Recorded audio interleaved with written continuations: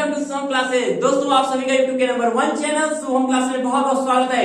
मेरे प्यारे और होनहार विद्यार्थियों क्लास 12 के आप लोग के सामने हम लेकर आए हैं कि कैसे अनसीन पैसेज को बहुत शानदार तरीके से बिना घबराहट के और इजी शब्दों में लिख सके।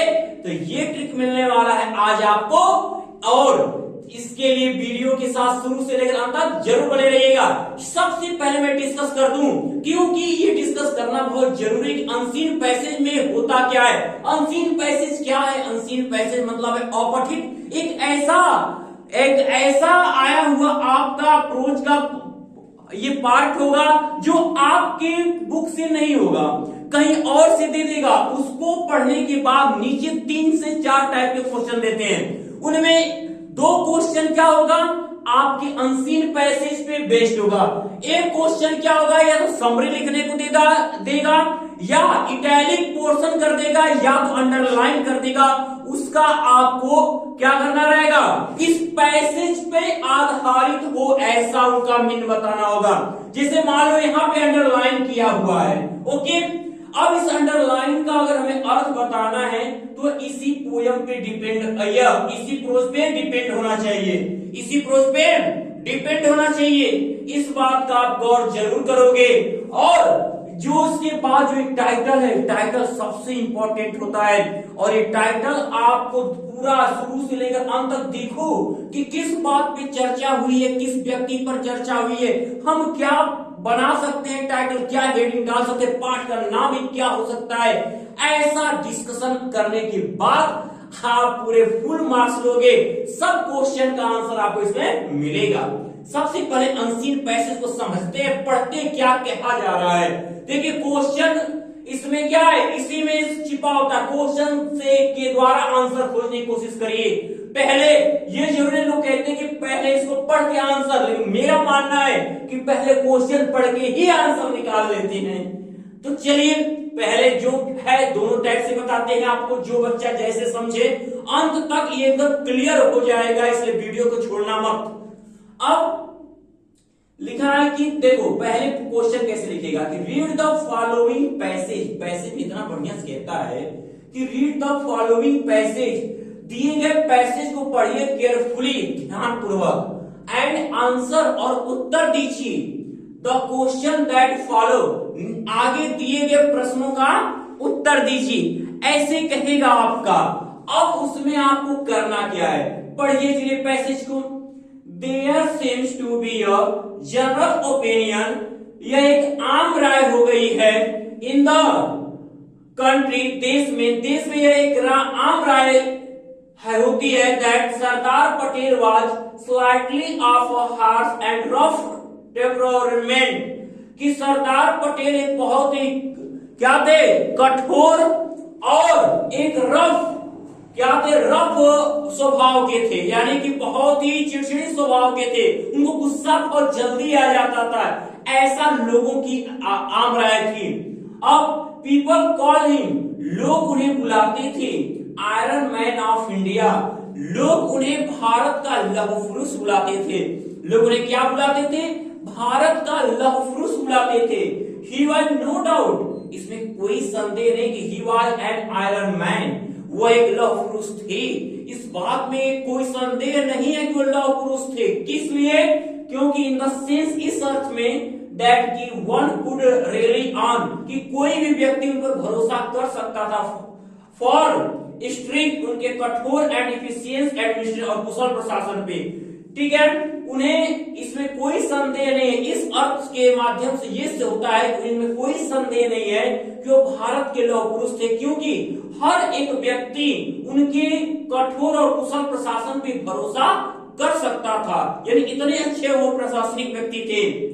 बट लेकिन एज अ मैन, एक व्यक्ति के रूप में, टू दोज, वे लोग who had the good Fortune, लेकिन एक व्यक्ति के रूप में देखा जाए तो बहुत से लोग, उन लोगों के पास से बहुत अच्छे मौके थे to coming into close contact with him, उनके पास संपर्क बनाने का, लोगों के पास उनसे संपर्क बनाने का एक बहुत अच्छा भाग्य था कि चाहे लोग उनसे संपर्क बना सकते थे।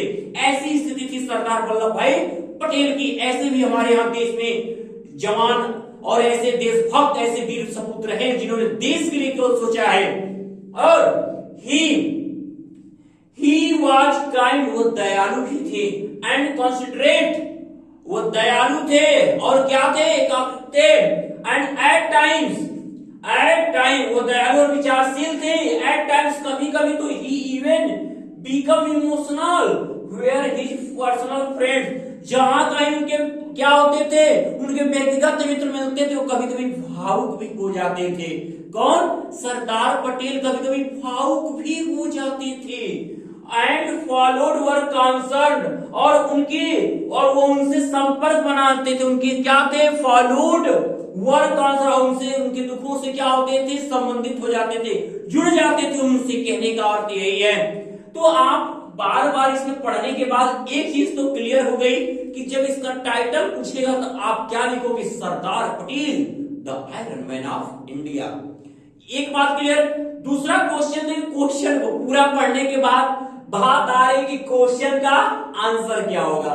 सब बच्चे इसके वेट में हैं कि सर ने तो एकदम देखो क्लियरली सबके पास 2020 का पेपर होगा, 2020 का आपको बताया जा रहा है, और मैं बार बार जो टॉपिक आज समझा रहा हूं इतना सुन लो, अब नहीं तो कभी नहीं, अब नहीं समझे तो कभी नहीं समझ पाओगे। ये मेहनत आपको जरूरत लाएगी, एक बार समझ के तो देखो, बार बार वीडियो चालू करना और कहना कि सर क्या पढ़ाया है आपने, फिर सर का नाम जरूर लोगे। अब फुल 6 मार्क्स मिलेंगे इसमें। अब देखो क्वेश्चन क्या है ये देखा जाए, और तो समझ लिए। क्वेश्चन देखते हैं।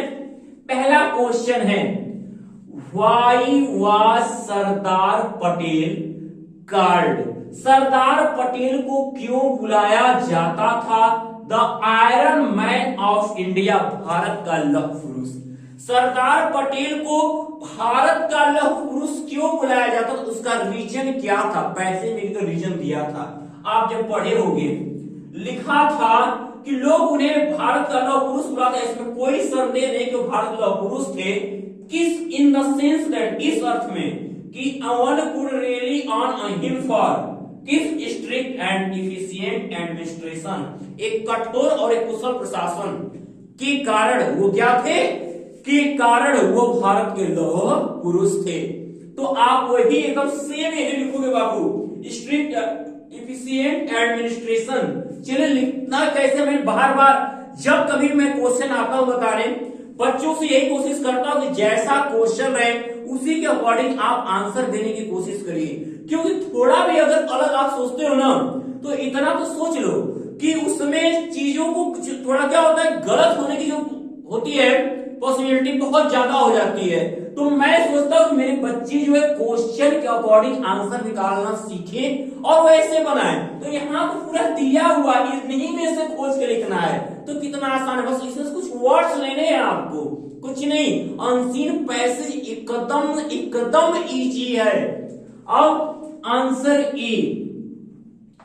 ए देखिएगा क्या कि ये पहला आंसर है, वाई वाज सर। आपको एग्जाम में क्या करना है, ये सब लिखना नहीं है, केवल आपको क्वेश्चन नंबर जो रहेगा, क्वेश्चन नंबर आंसर पहला, बस आंसर लिखना है एग्जाम में। गलती पूरा छाप के मत करना, क्वेश्चन लिखे फिर आंसर, ओनली आंसर लिखना, नंबर डाल देना उसका। अब वाज को यहां ले जाएं तो क्या हो जाएगा कि Sardar Patel was called the Iron Man of India, Iron Man of India। अब यहीं पर लिखोगे बिकॉज ऑफ, के कारण, बिकॉज ऑफ क्या, बिकॉज ऑफ, फॉर के बाद छोड़ा गया, because of strict and efficient administration, strict and efficient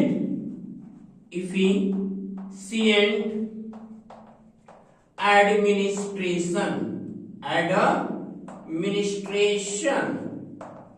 okay, answer देखो पहला बन गया क्या कि स्ट्रिक्ट एंड इफिशिएंट एडमिनिस्ट्रेशन, ये पहले का आंसर हुआ। कितना बढ़िया आंसर देखिए ना, क्वेश्चन से लिए और इसी में से ये जो मेन वर्ड था जिसका जो सेंस था के कारण लौह पुरुष बुलाया जाता था। आंसर समझ में आ गया होगा? मैं तो समझ, जिनको जिनको समझ में आया कमेंट बॉक्स में यस सर बहुत सही समझाया आपने, ओके सर समझ में आ गया, कमेंट जरूर करो ताकि हमको भी समझ में आए कि मेरे बच्चे समझ रहे हैं अच्छे से। अनसीन पैसे से डरना नहीं है, ये क्या है? कुछ नहीं है, एक बार समझना तो है। अब अगर हम बात करें दूसरे क्वेश्चन की, what kind of a man, किस प्रकार के व्यक्ति थे वह Sardar Patel in his private life, अपने व्यक्तिगत जीवन में सरदार पटेल किस प्रकार के व्यक्ति थे, किस प्रकार के व्यक्ति थे? ये पढ़ते समय यहीं आया था, कहा गया? हाँ, ही वाज काइंड व दयालु थे, ही के जगह का Sardar Patel was kind and considerate. अब यहाँ लिखा है कि एट टाइम्स कभी कभी वो इमोशनल हो जाते थे, तो मैंने पूरा बात देखने की ये क्वालिटी जो इमोशनल हमने की है इसी के साथ जोड़ लो, वो किस प्रकार के थे तो लिखोगे कैसे? आंसर नंबर 2 बनता है हमारा, सेकेंड आंसर। फर्स्ट था, इस सेकेंड है, देखना। What kind of man Sardar Patel was, तो लिखोगे सरदार पटेल, यानी ही के जगह सरदार पटेल बस लिख रहे हो, समझ गया ना? पूरा तुम्हें दिख ही गया है सेम। हमने कहा ना बस क्वेश्चन से आंसर आओ, देखो क्वेश्चन पढ़ोगे खुद यहीं पर है, लेकिन पूरा कॉपी करके बच्चे क्या करते हैं, यहाँ से शुरू है, मेन वर्ड मिल रहा है और यहाँ चल गए फुल स्टॉप, हो गया आंसर। ऐसा नहीं, जैसे क्वेश्चन दिया उसके अकॉर्डिंग आंसर लिखिए, ये आपका हेल्प करता है, लेकिन कॉपी मत किया करिए, ये गलती न किया करिए। तो सरदार पटेल वाज क्या? Kind and considerate, kind and considerate, and अभी मत लगाए, तीसरे में लगा दीजिएगा, काइंड कंसिडरेट एंड इमोशनल। अब यहां एंड जोड़ दीजिए, एंड यहां क्या दिया था? एंड इमोशनल, एंड और भावुक भी थे, एंड इमोशनल। अब वही शब्द जोड़ दीजिए, कौन सा शब्द है? इन हिज प्राइवेट लाइफ, इन हिज प्राइवेट लाइफ, इन his private life, full stop. अब बताओ क्या है भाई, कैसे आपको अनसीन अब समझ में आएगा? अब इतना अच्छा टॉपिक तो मैं समझ रहा हूं, देखो कोई भी टॉपिक हो, अब सोचो कि सर यही हल किए। बहुत से बच्चों को जिनको आता है वो सोचते हैं कि हमको यही बहुत सब कुछ आता है। हर बच्चा हर तरीके का माइंड रखता है, लेकिन हर प्रकार से समझने की कोशिश की जाती है, और मैं हर तरीके से समझाने की कोशिश कर रहा हूं, चाहे इसको पढ़ के आंसर, चाहे इससे क्वेश्चन खोज के, लेकिन आंसर हमेशा क्वेश्चन के अनुसार ही देना। अब जो तीसरा आपका लिख रहा है, तीसरा को मैं ए और बी दोनों दिया, देखना यहां कर एक्सप्लेन अंडरलाइंड पोर्शन, जो रेखांकित भाग है उसकी व्याख्या कीजिए। ऐसे ही अब हिंदी में भी हमने देखा, हिंदी में वैसे रेखांकित की व्याख्या पूछ रहा है, तो रेखांकित पद की व्याख्या कीजिए। तो इसमें लिखा है कि one could really on him for strict and efficient administration, किसको एक्सप्लेन करने के लिए? आयरन मैन को एक्सप्लेन करने के लिए। इसका मतलब these lines means that, answer लिखेंगे हम, आंसर थर्ड का ए, कि दीज लाइन्स मीन्स दैट, इस लाइन का यह अर्थ होता है क्या कि हम लोग उन्हें आयरन मैन बुलाते हैं, क्यों? कारण भी दे दोगे कि वी कॉल हिम, या we call Sardar Patel iron man, we call Sardar Patel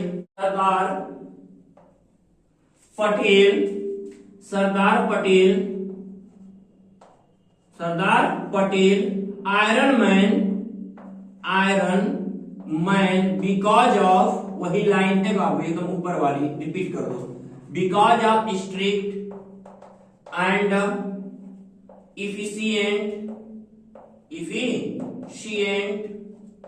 administration. Okay, ये हो गया। अब अगला हम देख रहे हैं, अगला क्वेश्चन क्या कर रहा है, इसको भी पढ़ लिया गया। Give a suitable title to the above passage. इस पूरे पैसेज के लिए एक सबसे उपयुक्त शीर्षक लिखिए। तो सब अभी तक का बाकी है क्या, तो लिख दो। कैसे लिखना है वो भी देख लो। हम आंसर तीसरे का, ये बी वाला आंसर है। तो Sardar Patel, Sardar Patel, Sardar Patel, iron man of India, the iron man of India. यहां लगा दोगे क्या, यहां इज लगाओगे, इज, ठीक है। Is a suitable title of the above passage. Is a suitable title of the above passage.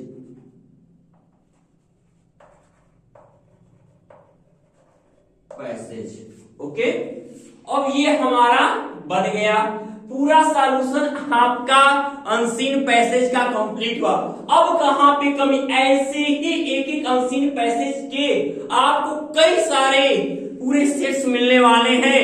इसके लिए आपको पीडीएफ की अगर जरूरत पड़ रही है और चाहते हो पूरा हल ऐसा ही शानदार तरीके से सर आपको दे, तो आप मात्र शुभम क्लासेस का 299 रुपए का पेड क्लास ज्वाइन करिए और इंग्लिश के मटेरियल के साथ साथ हर एक सब्जेक्ट का मटेरियल आपको प्रोवाइड करा दिया जाएगा।